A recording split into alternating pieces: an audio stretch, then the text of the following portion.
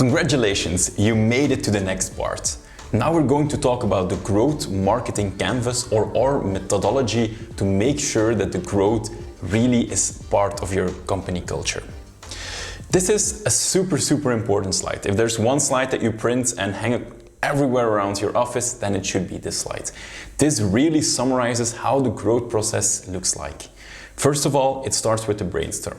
That's something where we're going to use this growth marketing canvas for to really come up with a lot of ideas, a lot of experiments that we can execute. Once we're done with brainstorming, we will move on to the next phase, the prioritization, then outlining, implementing, and analyzing. We'll go through all these phases in this little video. If you want to do brainstorming, we really advise you to use our growth marketing canvas. You will see that our growth marketing canvas consists of three big parts. The top part is what we call the prerequisites for growth. You need to make sure that you have a clear target audience, clear value proposition, and that you defined your one metric that matters. Then underneath you see all the different phases of the pirate funnel, which you can use to then hang some post-its in there to come up with experiments.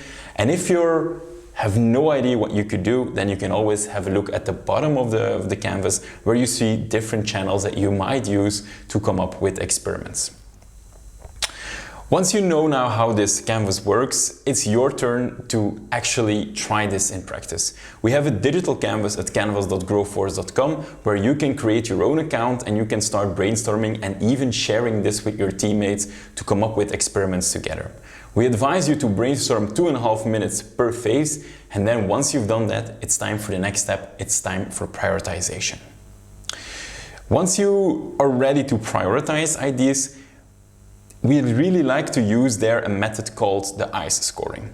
With the ICE scoring, we will give a score, here you see out of 10, on impact, confidence, ease. Impact, how big is the potential impact if this experiment is a success? Confidence, how confident are we that this experiment is going to work? And ease, how difficult is it to implement this? Taking into account time, resources, and maybe availability of the people within your team that needs to do that.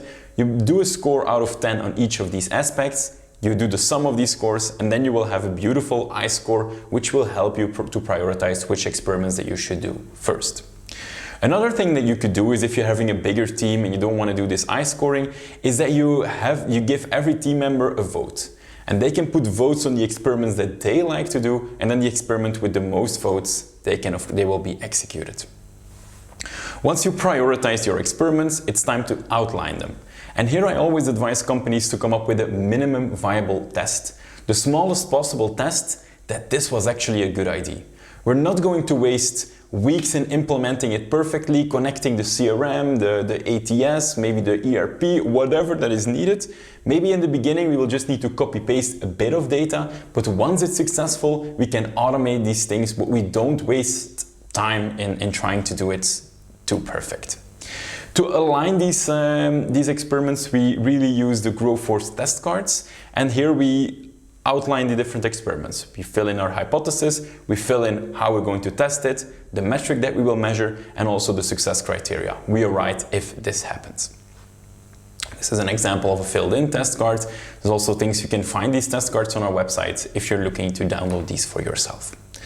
Once you've done with outlining the experiment, it's of course time to implement these. We will implement these in sprints, so don't do all your experiments all at the same time.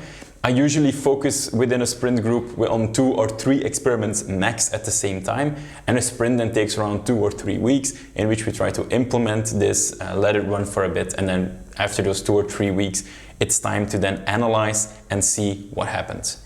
If it was a good experiment, of course, it's time to scale it. We'll put a lot more budget behind it to make sure and to see if our results are also scaling.